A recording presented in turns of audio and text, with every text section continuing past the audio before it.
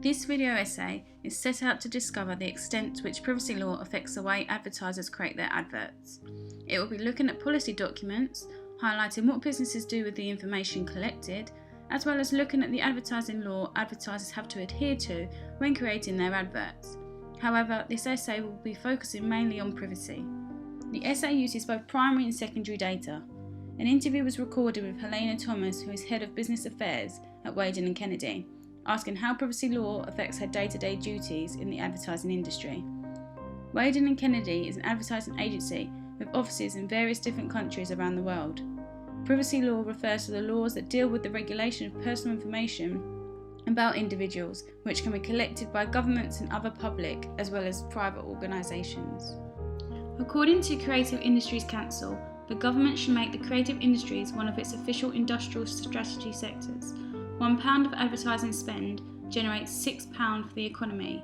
The £16 billion spent on UK advertising in 2011 generated £100 billion in the UK economy. According to Deloitte, in 2011, the Department for Culture, Media and Sport estimated that a total of 268,000 people were employed in roles such as the commissioning, design and production of advertising. Everyone who is involved with the making of an advert must consider the law very carefully. From start to finish, privacy law has to be considered, and therefore companies ensure everybody knows the laws when starting a company and also give them the refresher training they need throughout the year. Businesses have their own privacy policy documents. Facebook also have their own policies. They show users what is done with the information they upload onto Facebook. In their privacy policy, Facebook allows you to make certain information private or to make all of your information public. However, even if you adjust your privacy settings to make everything private, some information is still public, no matter what you do. Facebook allows individuals to make the most of the information they share private, as they can change their privacy settings each time they share something. It also has another policy document, Data Use Policy. Facebook is an advertising company. The way it sells advertising is by using all the information about its users and then selling them on for targeted ads.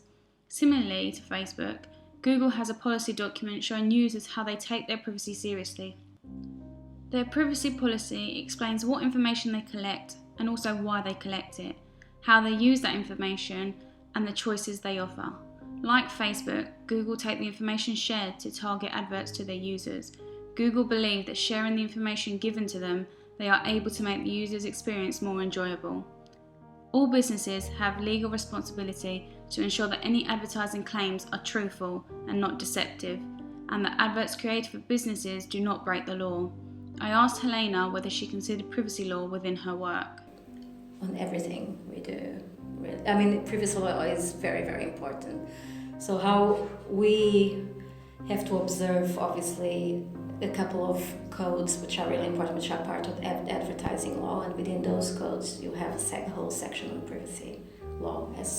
As well as asking Helena if she considered privacy law, I also asked her what privacy law meant to her. For example, where privacy is concerned under our code is everything that has to do with an individual's right of saying yes or no. We wouldn't be able to show someone's image, to use personal data from a person on any of our commercials without that person's permission. And that's something that's really important.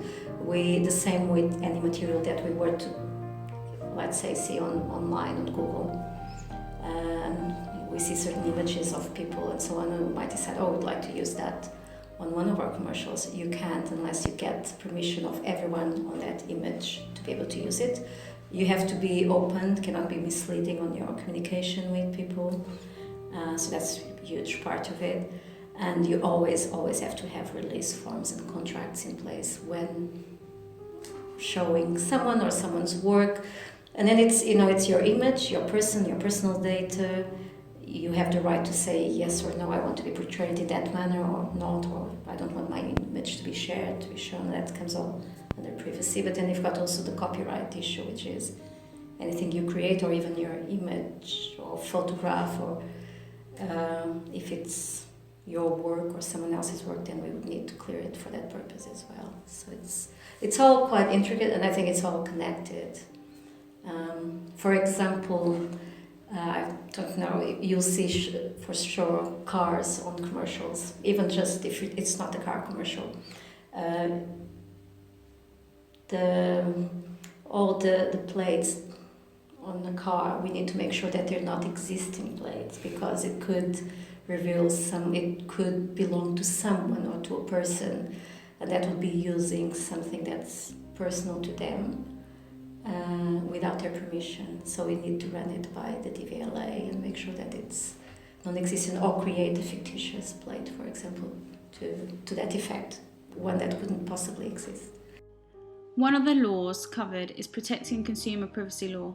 A company's online and offline privacy policy is the company's pledge to their customers about how the business will collect, use, share and protect the consumer data businesses collect from their customers. To UK Code of Non-Broadcast Advertising, it mentions under the privacy section how marketers must not unfairly portray or refer to anyone in any adverse or offensive way unless that person has given the marketer written permission to allow it.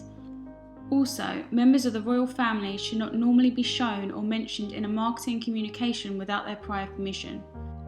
Issues arise from this if the rules are not adhered to. To ensure the adverts aren't taken down, advertisers need to ensure they regularly check the law and base their adverts around the rules. To find out more, I asked Helena what law she considered most when creating an advert. Both. I think advertising law rules everything we do in advertising, not just us as an agency, but also broadcasters, if we're creating something for a broadcaster. And then privacy law, one of the things we need to make sure is that we not only observe advertising law in general, which has many applications, many clauses, like things to do. I actually made a little list, everything to make sure you don't cause harm and offense, misleading advertising, make sure you're quite clear with the campaign that it is advertising and not just editorial material. So all of that is quite relevant. But then you have to also comply to each platform's terms and conditions, and each one of them will have quite strict guidelines regarding privacy. As mentioned, when creating an advert, advertisers need to refer to each platform's terms and conditions, where each of them have strict guidelines set out regarding privacy. Through the rise of technology, businesses are now able to target individuals through advertising platforms. Individuals are wary of this and therefore could be reluctant to share various information over the internet. According to Beatrix, information stored in databases may enable advertisers to send helpful information to users, but on the other hand will also enable companies to build a very detailed record of users' past preferences, current activities and future plans. Goldfarb and Tucker investigate how consumer privacy concerns affect what kind of advertising techniques work and, more crucially, do not work. Goldfarb and Tucker have researched into privacy regulations and online advertising.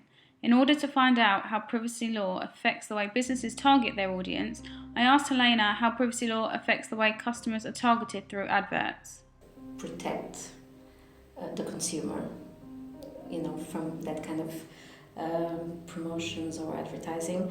But also, as I was saying before, you can't really loop in anyone into your campaign or bring them into the campaign or getting them involved without their consent. So that's a huge thing, and that's sometimes a lot with the interactive stuff is probably the most complicated one, because how do you relate with social media campaigns? How do you interact with with the users without infringing their privacy rights? And that's where you have to be observant also of whatever terms and conditions there are for each platform. It mentions you can't bring anybody into a campaign unless they have given their permission. This helps to not infringe customers' privacy rights. The future of advertising is personalised, and businesses will be able to target consumers with different creative messages. In the 2002 sci-fi film Minority Report, stationary cameras in futuristic cities scan people's eyeballs as they walk by to deliver a bombardment of personally tailored commercials. The individual's identity is made public, showing an issue with privacy. With the technology forever growing, will there be any privacy? Personalised advertising isn't just science fiction has to come true. Estimo beacons are small wireless sensors that you can attach to any location or object. They broadcast tiny radio signals which your smartphone can receive and interpret, unlocking microlocation and contextual awareness. When entering a shop, the application on your mobile is tailored to you, allowing the application to show you what you will like in the shop. This is much like the sci-fi example of Minority Report, however the privacy issue isn't so much of a problem. I asked Helena whether privacy would have an effect on personalised adverts. I don't know how the law is going to change, so it depends on how it changes, which way it's going to go. Is it going to become a bit more open with certain activities or a little bit tighter? So depending on what happens, then measures will have to be taken by everyone. If, let's say it's a telecommunications company, so they provide a service, and then from that service they'll collect certain data and they'll use that data to target some advertising. So somewhere in that process they'll have to have permission from their clients or customers to be able to do that. Helena highlights until the law changes, the industry doesn't know how it will affect them.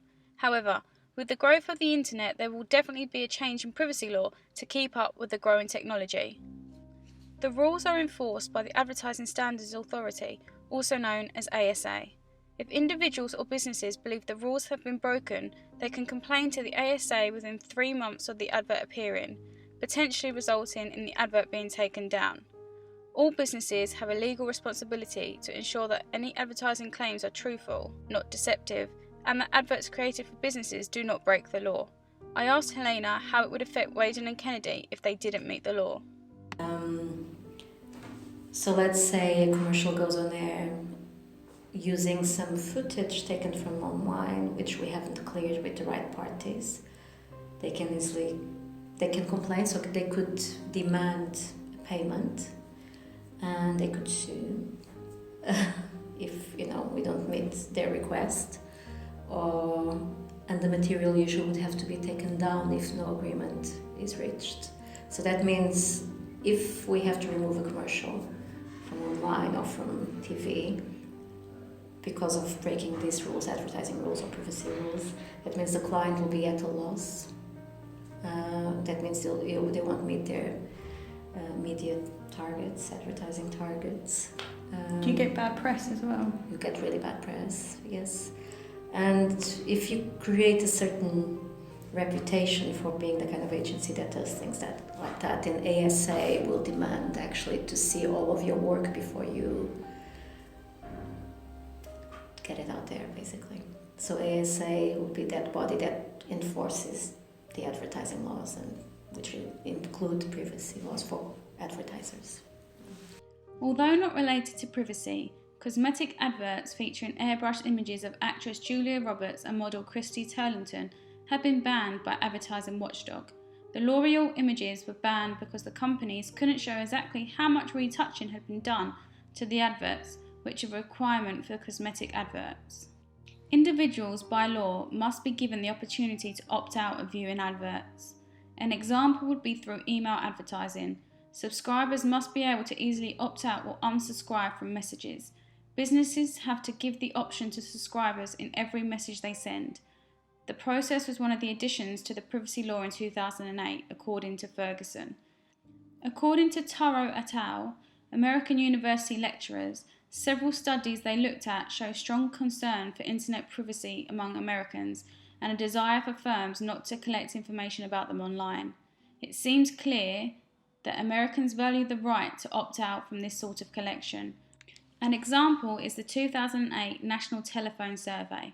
Consumers Union found that 72% of Americans aged 18 years and older want the right to opt out when companies track their online behaviour, according to Network Advertising in 2009.